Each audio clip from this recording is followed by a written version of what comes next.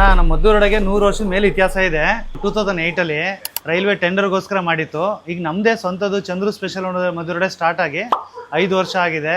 ತುಂಬ ಜನಗಳ ಪ್ರೀತಿಯಿಂದ ಎಲ್ಲ ದೇಶಗಳಿಗೆ ಹೋಗ್ತಾ ಇದೆ, ಎಲ್ಲ ರಾಜ್ಯಗಳಿಗೆ ಹೋಗ್ತಾ ಇದೆ. ಜನಗಳೆಲ್ಲ ಪ್ರೀತಿಯಿಂದ ಬಂದು ತಗೊಂಡು ಹೋಗ್ತಾ ಇದ್ದಾರೆ. ಸರ್ ಏನು ನಮ್ಮಲ್ಲಿ ರೆಗ್ಯುಲರ್ ಮದ್ದೂರೊಡೆ ಅಂದರೆ ಮದ್ದೂರು ಸ್ಟೈಲಲ್ಲಿ ಏನಿದೆ ಅದು ರೆಗ್ಯುಲರ್ ಮದ್ದೂರೊಡೆ ಸಿಗುತ್ತೆ, ಅದು 15 ರೂಪಾಯಿ.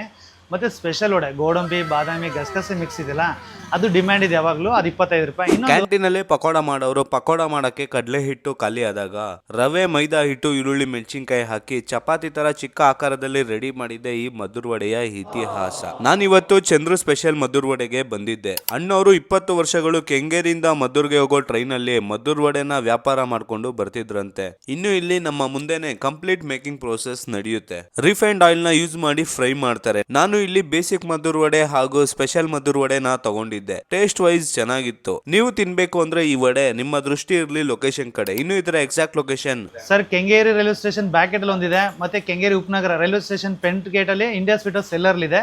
ಇದು ಟೈಮಿಂಗ್ಸ್ ಬಂದು ಬೆಳಿಗ್ಗೆ 11 ರಿಂದ ರಾತ್ರಿ 9 ಗಂಟೆ ಸಿಗುತ್ತೆ ಸರ್.